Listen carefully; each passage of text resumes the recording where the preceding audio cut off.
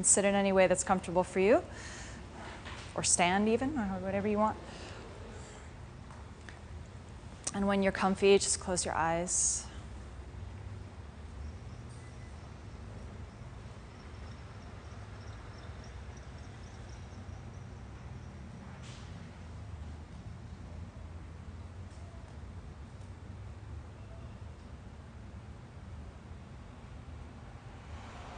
So first off, take a few deep breaths.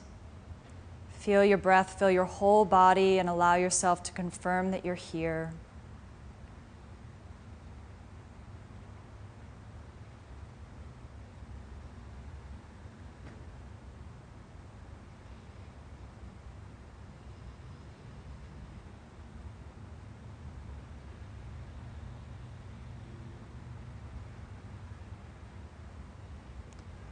Whatever's touching the earth, allow yourself to fall into that. Feel the connection to the ground, the support that's offered there for you. And let it hold you.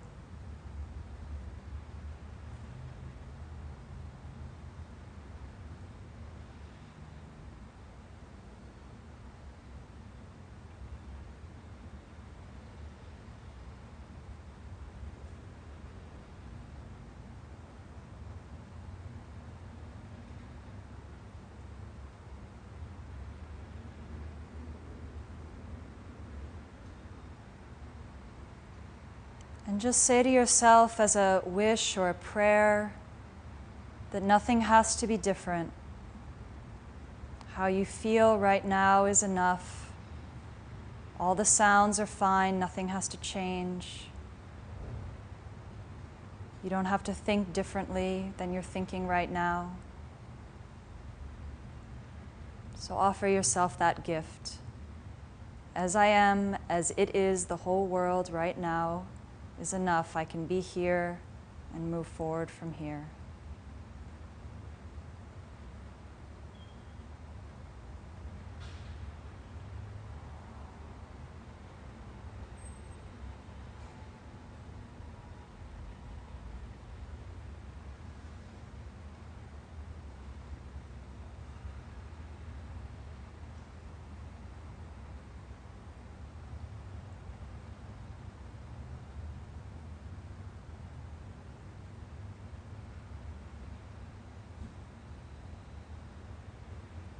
And then I'll ask you to remember a time. It could be 5 minutes ago or it could be 15 years ago, when you genuinely felt empathy for another being, human or animal, where your heart opened.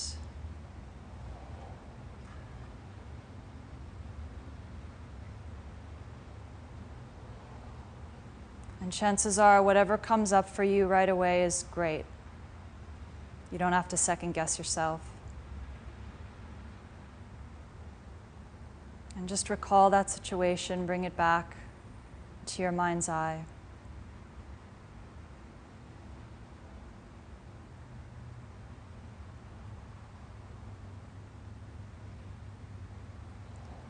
And recall that sensation of the barrier between yourself and another dissolving. It is a type of magic when this happens.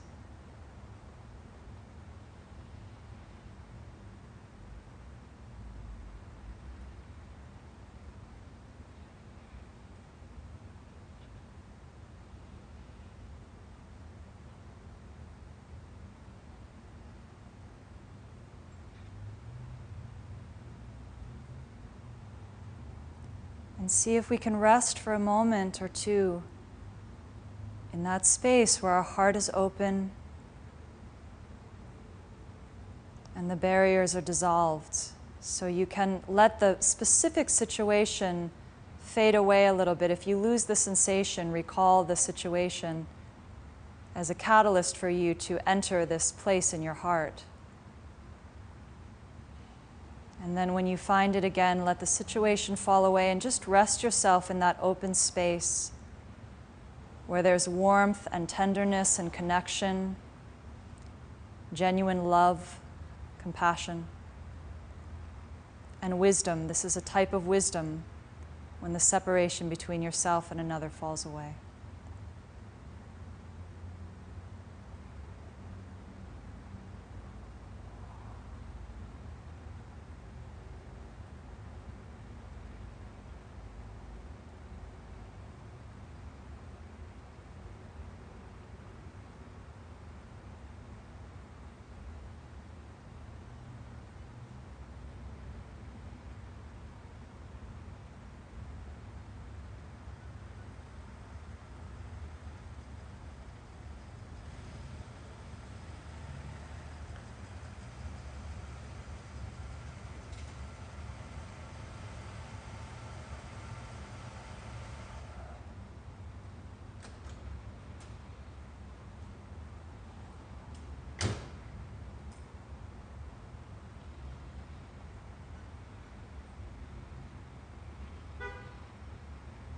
And then take a moment and imagine what it would be if you were able to enter this space with every living being you encountered,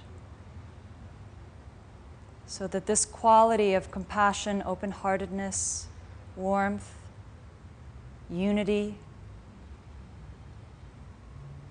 was with you all the time.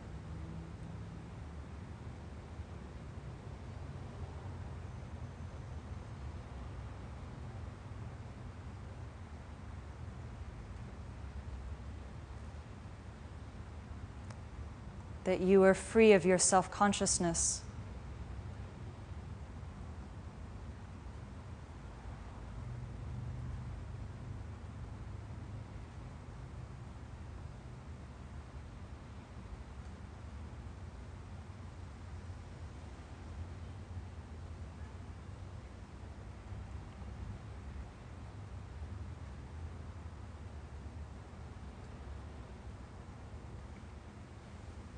And know that this is possible.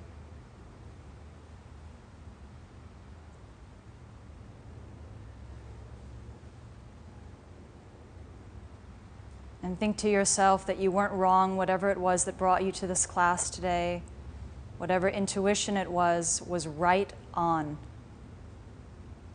You are going in the right direction for you, in your path, your journey, and the opening of your heart. So as we begin this class, I invite you to feel very confident in yourself and in your choices.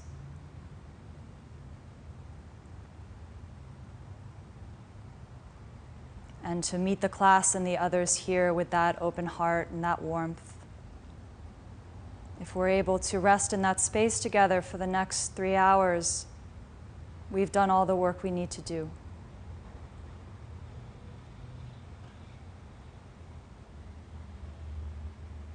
So with that, very, very slowly taking your time so that you maintain connection with the sensation, let yourself return to the room.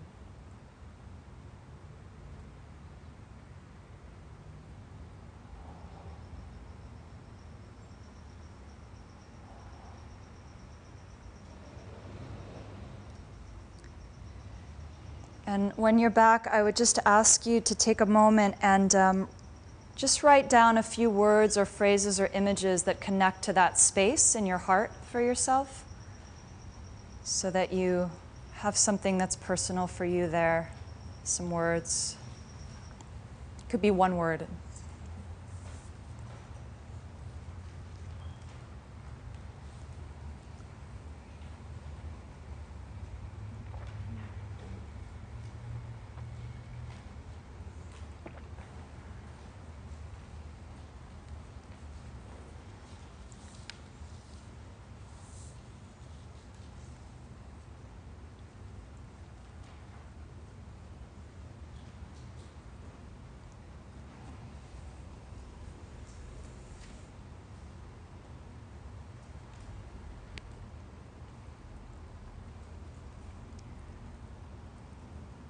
Okay.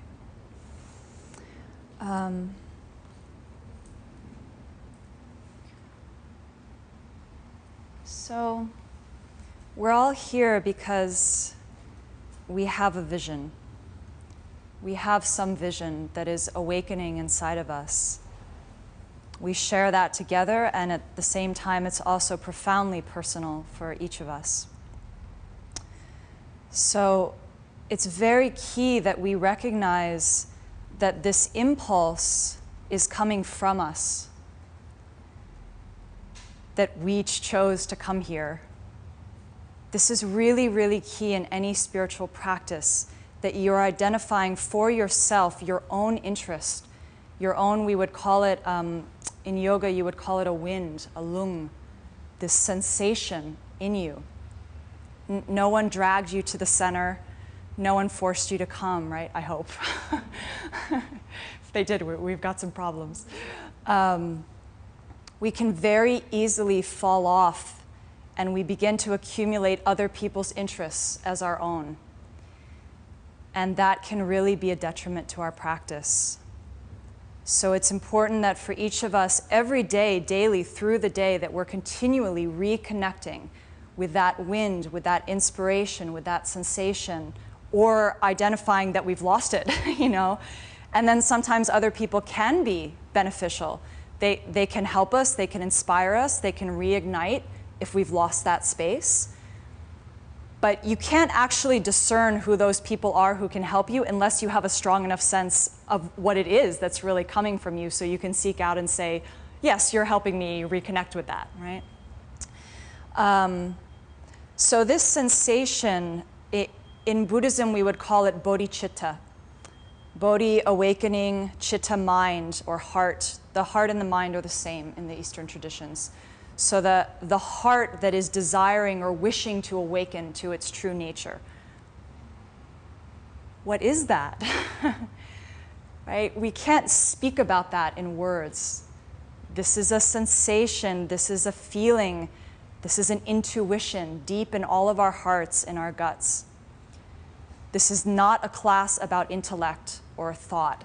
This is not a practice about intellect or thought. This is a practice about sensation, feeling, connecting with other beings and with ourselves very deeply. So where this comes from is both very practical and very mysterious. The sensation of it for you might be very obvious and also very mysterious at times. You know, you drove yourself here, you had whatever intention you had to come here, and that's all. We could sort of track that on a practical level, but also, why are you here? How did you get here? Right? Where is that coming from? That wind, that sensation, that inspiration. That's a very important magical space to continue to connect with. In the texts, and for those of you that were here with Lama Maru this weekend, in the text they talk about it as a flash of lightning.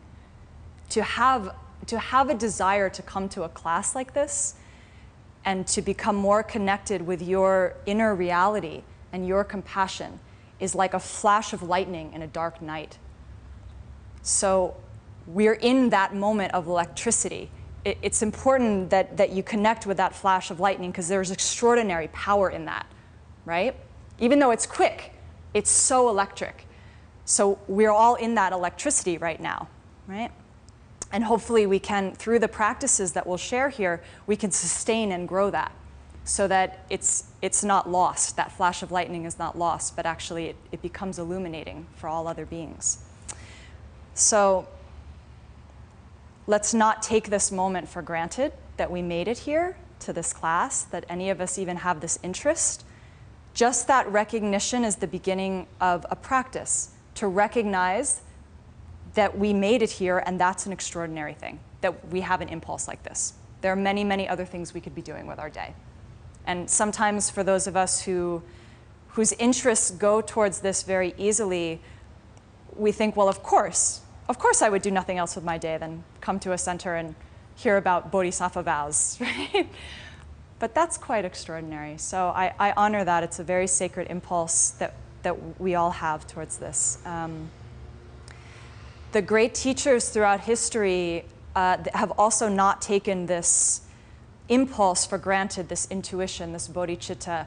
And there are many, many stories of high masters who late in their lives go off and seek out teachings on this. You know, they've learned the whole canon of their spiritual tradition, and suddenly they sense, you know, I've gotten caught in my mind. I've lost somehow this impulse of connecting, and I need to find that again. I need to refine that.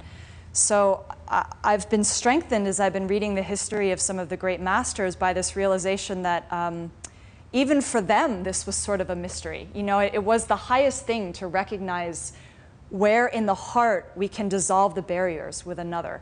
That is where our deepest wisdom and our deepest compassion is, and these practices are helping us with that. So, you know, I would say in the Christian tradition, they would call it a calling. They would say you have a calling, right? And that's a really nice word because it's, in some ways, it's coming from you, but in other ways, it's coming from a mysterious place in you. You're called to this. And when that happens, that's a really wonderful thing. So these practices, I just want to talk about a few qualities of these commitments, these practices that we're going to share in these 5 sessions. One is that they are agents of service to your journey, okay? They're agents of service. They're agents of service to your awakening. They're agents of service to a process that you agree to participate in. And if there's no agreement on your part to participate, the practices do nothing for you. They have no power in and of themselves. You give them all the power through your agreement to participate. And if you give them power, the more you participate with them, the more you relate to them, the more they will serve you. All they are there to do is to serve you, period. Okay? So in that sense, these practices are unconditional. They don't have some agenda for you, right? They're not dogmatic. They're not religious. This particular articulation is coming through a long-standing Buddhist tradition, but these are not religious practices, actually. They're beyond that, okay? They're not philosophies either. So even though we're going to articulate them through a particular tradition, it's very important that we seek for the spirit of the thing in the words, and we'll talk more about that. You could think in this sense that these practices are not horizontal, meaning that they're moving through time, but they're vertical. So these practices are trying to enter you into a timeless space in yourself. And we can locate them at different points of history. So like this vow came from this time in history, or this vow came from this time. Of course, because in the nexus of existence, because we're living in a horizontal plane, anything we're going to connect with is somehow connected to a horizontal plane. But these practices, they drop us into a vertical space, beyond time, beyond history, okay? Not dogmatic, not agenda-based. They're not trying to convince you to live a certain way. They're not trying to dominate something. They're not trying to convert you or make you into a good person, which to me sounds so exhausting, like to try to, you know, change you somehow. They don't have any interests like that, these practices. They're free of all of that, and in that way I find them very moving. They're just sprung from compassion to support you. They are coming from you, right? So you have this interest, and through your interest, you create a center, you create guides who can help you, you create friends. None of that existed if you didn't have this impulse. As soon as the impulse comes, all of this arrives for you. You see? It wasn't there before you had this interest. You didn't know about it, right? But as soon as this interest came, somehow all these things started to filter into your life, right? This is the way wisdom works. This is emptiness. It's not out there, away from you. It's coming from you. It's interdependent with you. So that's the first quality to recognize, is that these are agents of support for you. And we can all get caught up very quickly in like, I should do this. I said I was going to do this.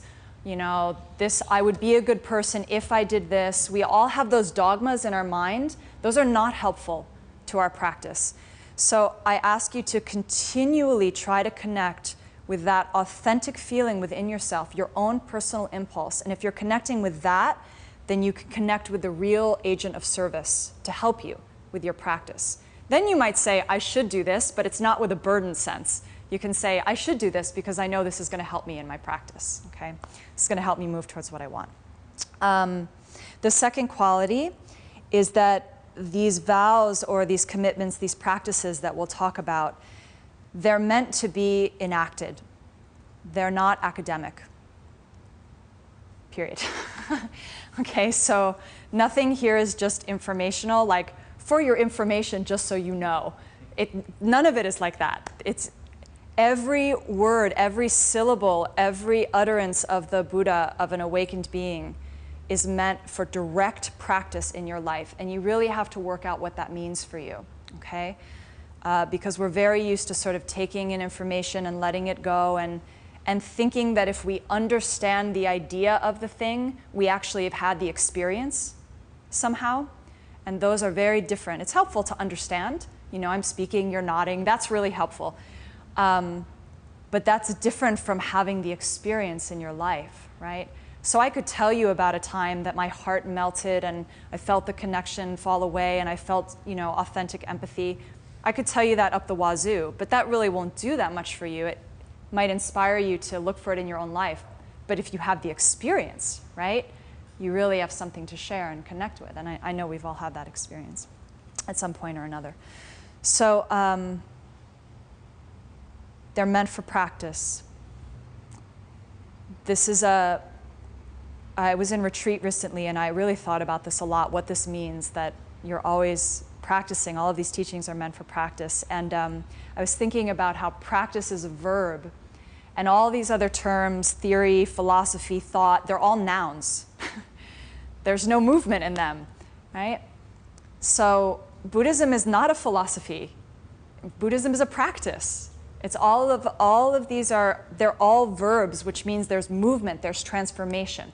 So when there's a practice, there's transformation. If there's no practice, there's no transformation. There's no movement in your life. So you can sense if you are transforming, of course, first of all, we're all changing, we're all transforming. But if you're conscious of your transformation, right, then you're really in a practice, okay? If there's no movement, something is awry. Somewhere you're just connecting with philosophy or thought or theory, and you're stuck in a noun. You're not moving anywhere, okay? And then there are practices for how to get you out of that rut, okay? We all get there sometimes.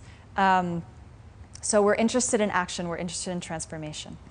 And we all have practices, we all have all kinds of practices. It's who we are, actually. We are a practice. And most of us, most of the time, are amazing, devoted disciples of our mental afflictions. That is our practice, are our afflictions. And we're very devoted to them, okay? So these practices in support of our awakening away from our afflictions help us recognize our afflictions and help us go past them, help us transform them.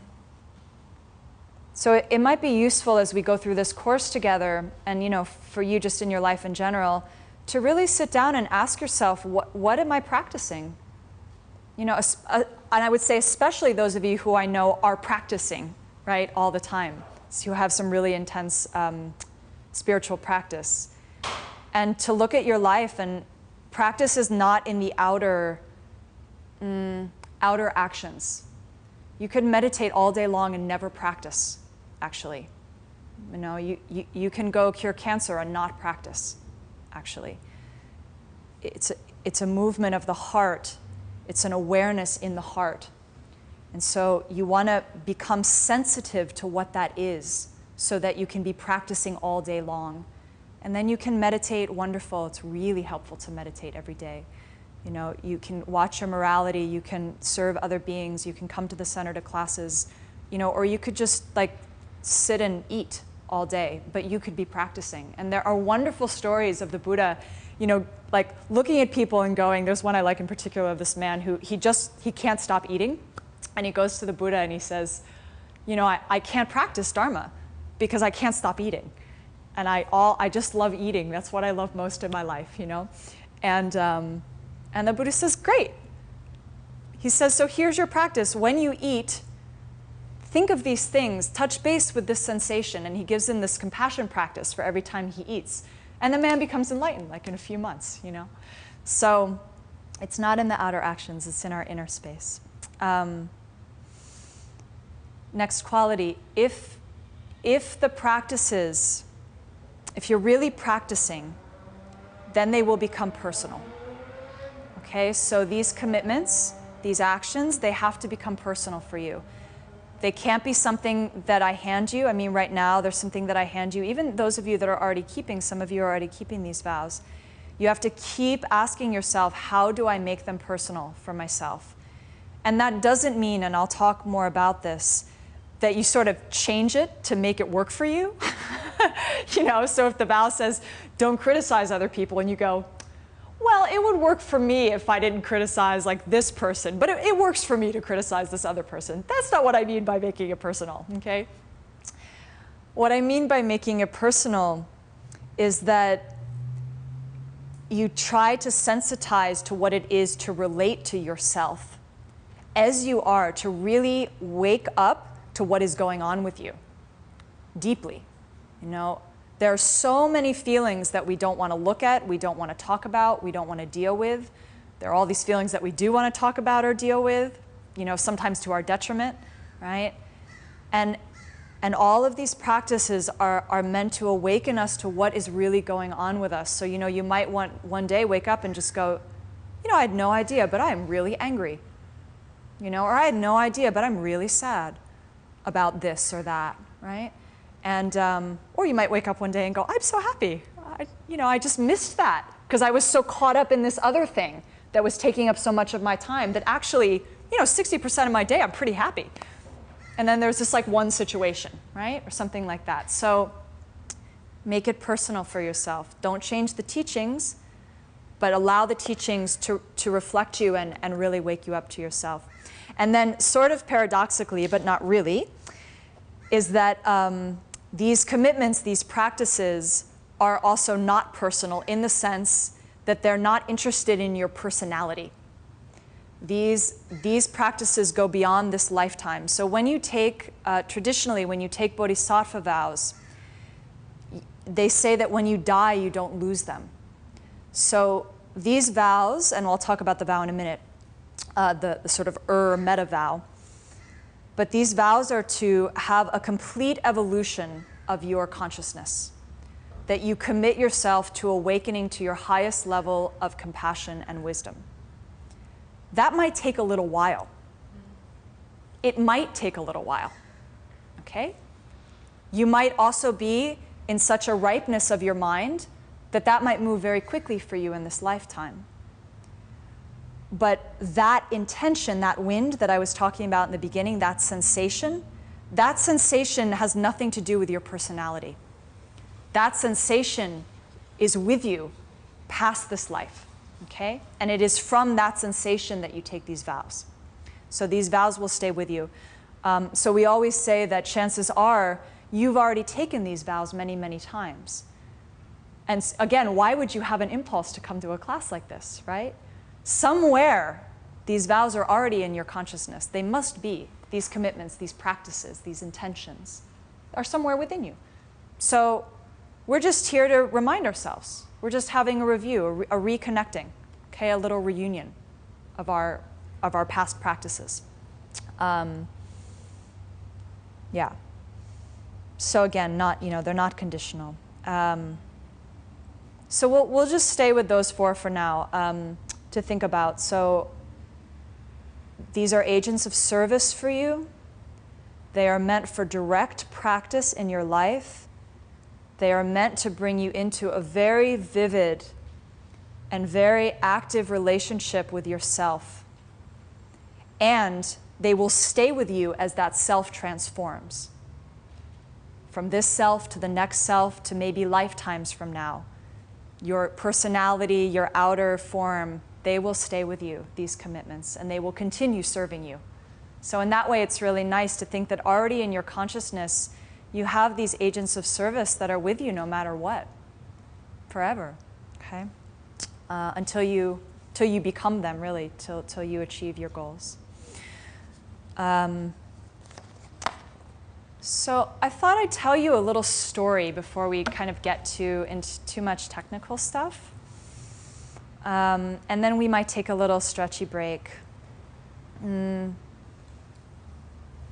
thought I'd tell you a story rather than talk about what the idea of a bodhisattva or bodhicitta.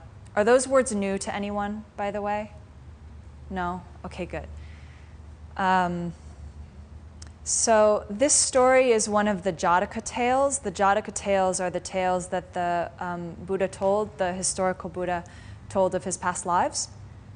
And this is a very famous one, and it's one that I love very much. It's called the Banyan Deer. So here we go.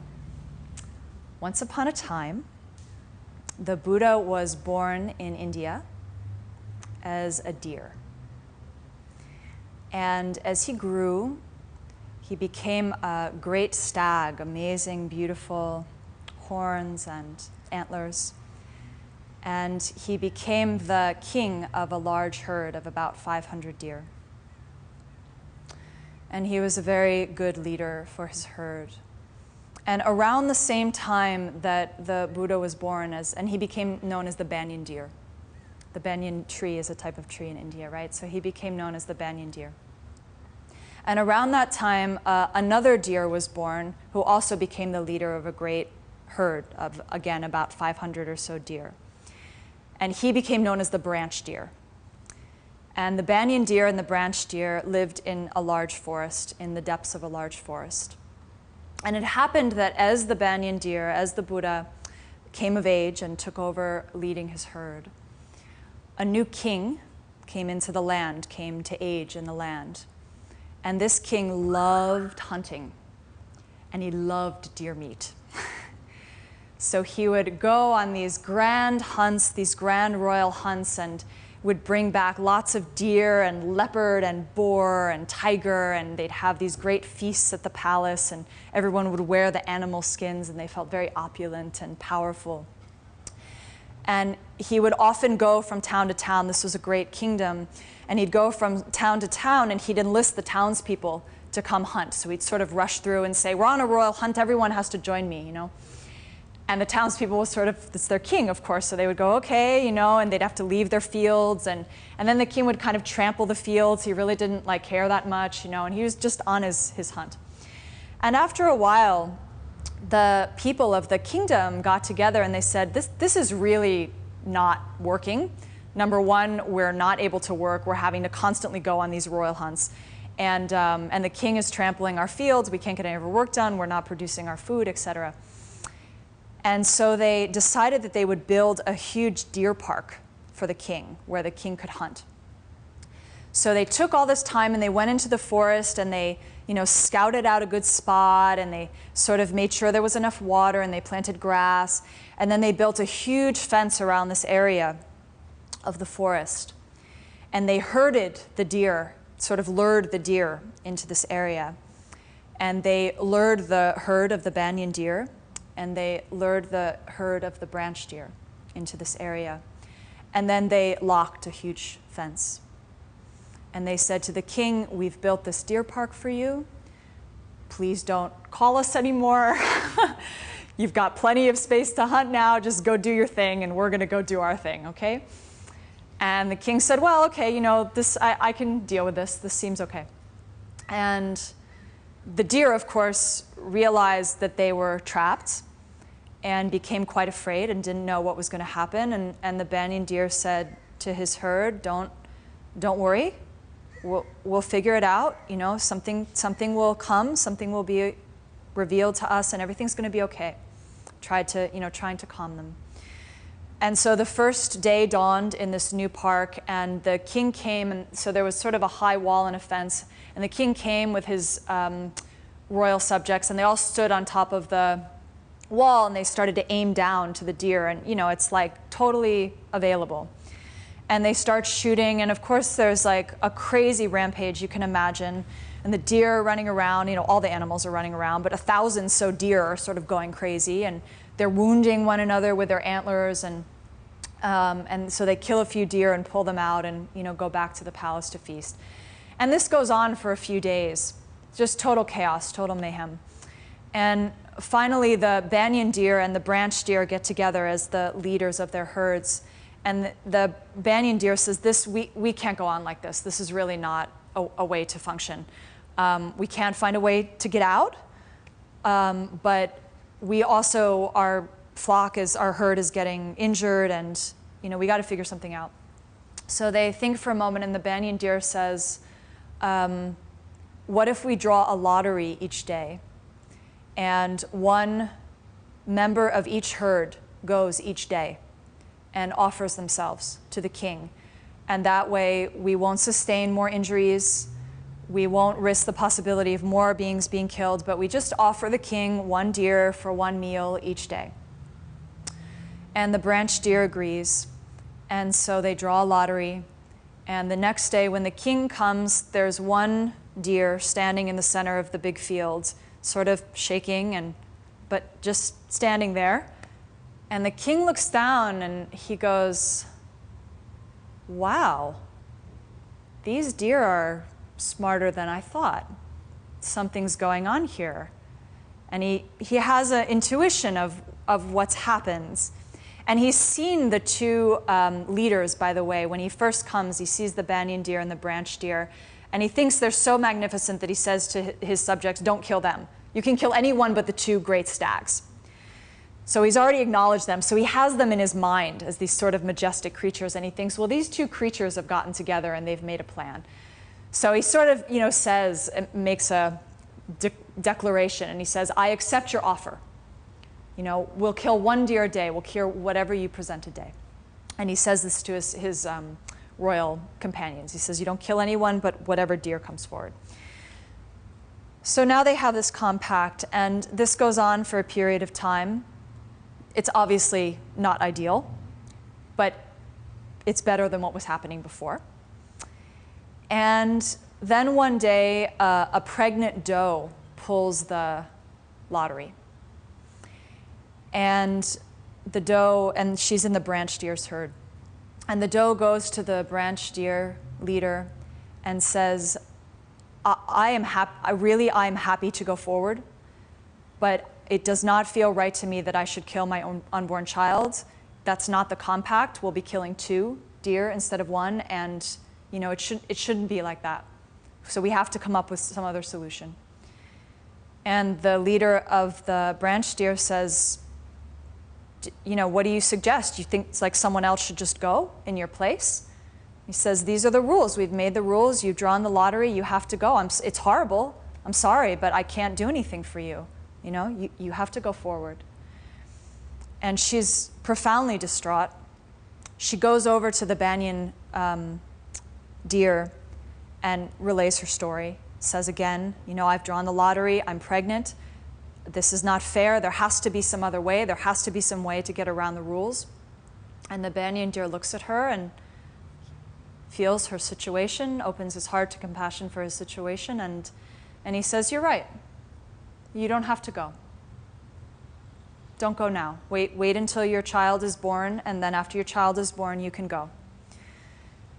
And she's, of course, extremely relieved. And he's, thinks to himself, well, who's going to go, right? He can't ask any of his subjects to go. That doesn't make, that doesn't make any sense. So he thinks to himself, it's for me to go.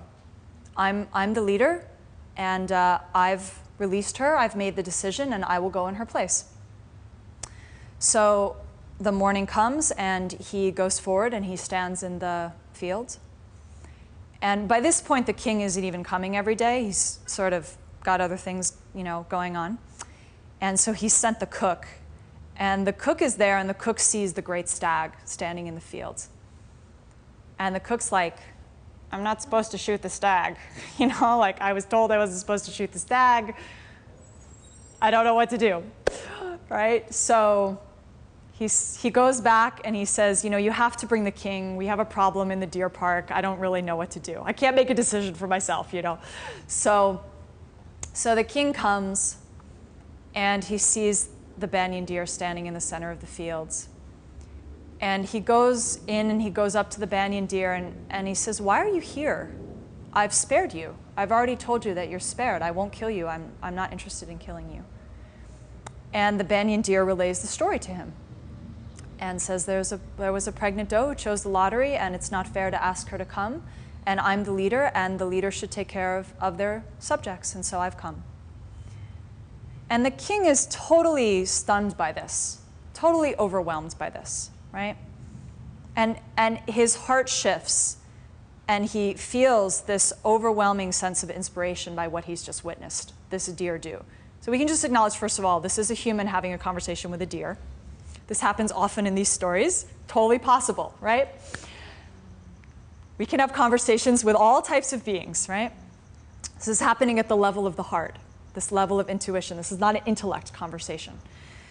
So he's sensing this. And the king is so moved by what he has witnessed that he says to the banyan deer, you know, this is overwhelming. You've taught me something about being a king today. And as a fee for your teaching, I offer you the life of all of your herd. Thank you for teaching me. And the banyan deer says, well, that's very generous. Thank you so much for your offering. And they sort of stand there for a moment. And the king says, so you can go. You know, like we've had our exchange. And the banyan deer says, most noble king, I'm sorry, but it doesn't feel right to me to accept this. And he says, if my herd goes free, I can't help but think of the branch deer's herd. And please think of them, because if we're free, the arrows will rain down ever more intensely on their herd, and they will die much more quickly. And I can't rightfully take this offer because of this. And so the king again takes this in. And now, you know, his heart is open now, so he's in a tricky situation, the king. His heart is open. So he takes this in and he goes, well, you're right. That's really not fair. I can see that's not really a realistic situation for you. So I thank you for that beautiful offer. So I'll let the branch herd go free too. You're both free to go. All the deer, no more deer will be killed in this kingdom. And he says, are you happy now? And the banyan deer says, it's very moving what you've done. But I have to say that my heart feels even heavier now, because now my heart turns to all the other four-legged animals of the forest. And I think of them, and I beg you to think of them, of the boar and the rabbit and the lion and the leopard. Think of how intensely they will suffer now, and how much more intense your hunt will be upon them if we're free. And he says, I can't bear the thought of that, and so this situation seems impossible to me. And the king takes this in, and he says, I see what you're saying. And he says, okay. And he makes a declaration. He says, no animal of the forest shall be killed anymore. No four-legged creature of the forest shall be hunted. We will cease this entirely. And you know, he's feeling very open-hearted at this point, and you know, pretty good about himself. And he says, that's pretty good, huh? That's pretty great. Are you happy now? Are you happy? And you know, are you ready to go? And the branch deer says, most generous, noble king, this extraordinary offer that you're making. But I must say that I feel even more acute pain in my heart now, because now my heart turns to all the creatures in the air. And I think about them, and I think about how your hunt will turn upon them, and how they will die in increasing numbers, and how they will be captured and shot, and they will live in terror, and they will know no peace. And he says, my heart is in such deep pain for them, even just considering this situation. He says, please think of them. Please think of them too.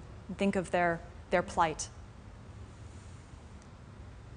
The king's like, Right, the beings of the air. He says, wow, you're really going all out here. So he says, okay, I can do that. He says, I free all the beings of the air. We will not hunt any beings, any birds, any beings who live in the air. May they be free. Are you happy now? Is your heart light now? Oh, great deer, generous, compassionate deer. And the banyan deer says, amazing, generous, noble king, I'm so moved by what you have done by making these decrees. But I must tell you honestly, I feel like I've been shot in the heart, because now I'm thinking of all of the creatures in the water. And I'm thinking about how your nets and your hooks will pull on them and entrap them, and how all of the energy of violence and greed will go towards them, and they will have no escape and they will live in fear. I beg you, please, please, to think of them before you leave here. And the king thinks, and he says, you're right, you're right. I make a decree that no living creature in this kingdom, be it on land, in air, or in water, will ever be killed by another being in this kingdom. This is my law, this is my decree. Are you happy now? Oh, great leader, great banyan deer. And the banyan deer bows his head and he says, yes, I am so happy now. And he begins to leap for great joy and goes off into the forest. And the king, of course, is completely transformed, right, by this encounter. And not only is he transformed, but his whole kingdom is transformed, and thereby the lives, and so forth and so forth. So this is the story of the banyan deer. And this is a story which can connect with the impulse of the bodhisattva, with the impulse of bodhicitta. This impulse that is not just attached to oneself, but that takes in the vast view of the whole world. It's a political view. I mean, it's not political, again, in the sense necessarily of historical, but it has politics within it. It relates to the social structure. So I think each of us within us, we can think about, we have the king, we have the banyan deer in our hearts. We have all these characters in our hearts, right? We have all the peasants, all the townspeople who are sort of like, this is really bothering me. Can we just like get this out of my life and just sort of put this thing over here and then I can go on? You know, we do that with a lot of situations in our lives. It's sort of like, okay, I'll just, turn it off or not go see that person anymore. I have a problem with that person, so I'll just stop seeing them and go on with my life and somehow pretend that it's gone away or something like that, right? So what I would ask for you all is to ask yourself as you go through your day and to sort of watch. All I'm going to ask for the next week, if you want to participate, is you can look at the vows that we go over today, but most importantly, I'd like you to try to become sensitive to the king and the banyan deer in yourself. So the banyan deer is that inspiration. The image, the symbol of a stag throughout history has always been a symbol for grace, nobility, great compassion, great openness. So we all have that in ourselves, okay? And our role as bodhisattvas, as beings who are trying to awaken to our highest consciousness, is to let the banyan deer inspire the king. Is to sensitize ourselves to that feeling when our heart wants to close down, where the king is sort of going, that's enough, or like the king is on his hunt. We're all on our hunt sort of all day long. We have the thing that we want. We go into the store. We're just going towards what we want. We're in our workplace. We're going towards what we want, trying to avoid what we don't want, right? So to identify with that being that is you that's on that charge, that personal charge. And when you feel your heart soften, when that happens for you, it could be the smallest moment, you see a little baby and they smile and your heart goes, "Oh, baby." Then you're in contact with the banyan deer. And our role is to try to keep the banyan deer present and let the banyan deer inspire the king. And let the king eventually become subject to the banyan deer. Most of us, if we're suffering, the king is the king over the banyan deer. And we want to reverse that, like what happens in this story. Does that make sense for everyone? So these are sensations that you can feel in yourself, and you can work it out for yourself. I can't tell you what that means for you, okay? But I also don't think it's that cryptic. I think we can just think to ourselves, who's the king who's on the hunt, who doesn't really care so much about the rest of the kingdom, but just sort of wants what he wants? And sort of, our king does this thing too, where our king goes, "Okay, I accept your offer, compassionate heart. I will let you be compassionate. That's very lovely, Like the first time the king sees the stags and he goes, "Well, those are very noble creatures. I won't kill them," And for a lot of us, when we're in our spiritual practice, we sort of put our spiritual practice in a little box. My teacher often talks about it like we put it outside in a little cage. And that's sort of like the deer park, where the king is ruling. But you recognize there's some majestic thing that's part of you, but you're sort of like, "That's nice, why don't you just stay there?" Because if I let you take over my life, what would happen, right? Well, then I wouldn't be able to kill leopards. I wouldn't be able to kill birds. I'd have to become a vegetarian maybe, or like I'd have to change my life, right? And it's so amazing because we all come to these classes and we want to change, that wind, that inspiration wants to change, but we don't really want to change. And to recognize that, we all have that bizarre paradox within us. It's like, yes, I want to transform, I want to become an amazing being, an enlightened being, a saint, a being whose heart is open all the time, who has no boundaries between other people. But like, I still want to just do my thing when I feel like it, And to recognize that when you're in the flow, when you're connected to the spirit of the banyan deer, those type of profound transformations, whatever those might be for you, are not difficult. I mean, the king is so in that rolling moment, he's like, "You're right, the birds, oh my God, you're right, the fish, okay." He doesn't fight with the banyan deer, but he has limits for himself. Each time he makes that agreement, then he goes, "Are you happy now? That's enough, right? Okay, I meditated this morning. Are you happy now?" Like whatever it is for you, right? I came to the class. Are you happy now, banyan deer? Like, can I go back to my suffering life? We have these conversations in ourselves, right? So to try to let the banyan deer influence you, okay? So just think about that through the week. Try to connect for yourself. What is that sensation? See where that is, where that deer sort of lives in you, and try to get in contact with the king too. The point is not to somehow kill the king or get rid of the king. The point is to have the king and the banyan deer in relationship and to allow the king to become subject to the banyan deer. And then the king can do extraordinary things for you, right? Because the king can make decrees. Actually, the banyan deer, that inspiration, that wind doesn't make the decrees. At a certain point, your mind had to agree and say, yes, I'm getting in the car, I'm driving to the center, I'm sitting down, right? Those are all the king actions.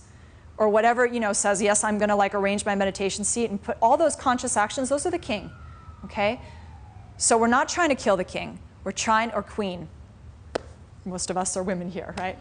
But we're trying to put the monarch, the self, the monarch of the self, in contact with the awakened consciousness to such a degree that they become one, that they are in union. By the end of this story, the banyan deer and the king are in union. They are now living in the same kingdom, you see? The king has bent his kingdom to the kingdom of the banyan deer's heart. And this is what we're seeking to do. Okay? So why don't we take a 10-minute little break, stretchy break, and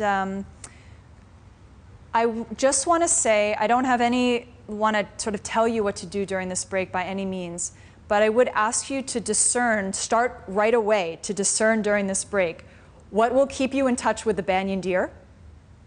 So what will keep you in touch with this? There are certain conversations, checking a phone, there are all kinds of things that click us back into the king mind in a way that's not so meaningful. So just think, how do you want to be with yourself during these 10 minutes so that we can stay present together, okay? And I'll see you back at 10 till 3.